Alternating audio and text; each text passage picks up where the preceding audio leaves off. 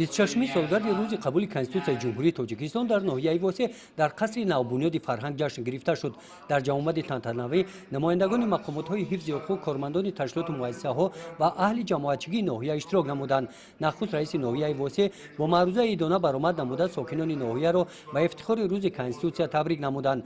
در برآمد رئیس ناحیه قید کرده شد که بزرگی و اهمیت این سند مهم تاریخی پیش از همه در آن ifade می‌یابد که آن بار نخست از جانب خود خلق و برای خلق با راه ifade آزادانه میل و اراده شهروندان مملکت قبول کرده شده است. با افتخار 26مین سالگرد روز کنستیتوسیای جمهوری تاجیکستان از نام مقامات‌های حفظ حقوق رئیس سود ناحیه واسه با معروضه برآمد کرده از جمله قید کردند که ما در دوران استقلال با شرافت احترام و عملی شوی معیارهای کنستیتوسیا توانستیم جامعه بنیاد نماییم که در فضای آزاد و دموکراتی، حکم فرما و ثبات سیاسی و وحدت ملی، پیشرفت بی‌میلان و پایداری و بردوامی امروز و آینده دولت و ملت تامین گردیده است.